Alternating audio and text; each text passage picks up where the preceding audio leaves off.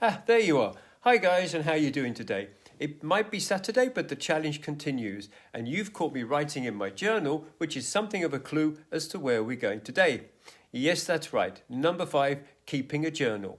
Stick with me to the end though, as I'm going to share with you a little story you may well find interesting and encourage you to write things down. Without further ado, number 5.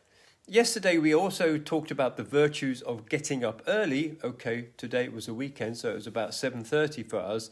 So if you're getting up early and showing discipline, then number 5 bookends very nicely and will be quite easy. At the end of the day, I want you to take some time to reflect on the time just passed through journaling. This is basically what Stoicism is. I would say Stoicism and journaling are inseparable practices. And given how crazy, given how frustrating, given how overwhelming the year is likely to be, where and how are you going to be processing that? Where and how are you going to be holding yourself accountable? Seneca says we should basically interrogate ourselves at the end of the day and question everything. He said he waited for his wife to go to bed, and he would sit down and sit with the pages of his journal and look at what he did well and look at what he didn't do so well. He said, let nothing pass you by. Put it up for review. The evening review is a perfect way to wind down, go to sleep and wake up to do better tomorrow. And remember, we are always looking for that 1% improvement. Last night, though, to be honest, we walked to our local pub and literally sat in front of the fire and enjoyed a drink, so I didn't feel much like writing when I came home.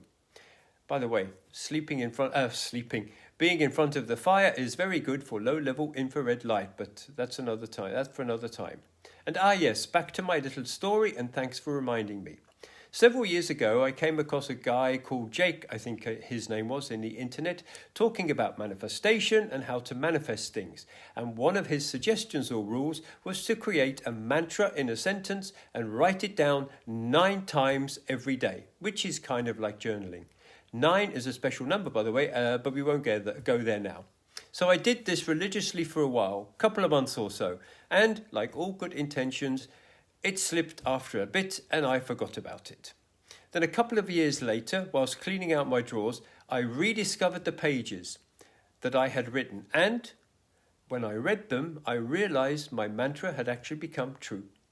The point is that you can ask your God, the universe, your creator, but you have to be patient for the answer. Now, where are we again? Back to delayed gratification. On that bombshell, I wish you all a pleasant Saturday, and I'll see you tomorrow. Take care.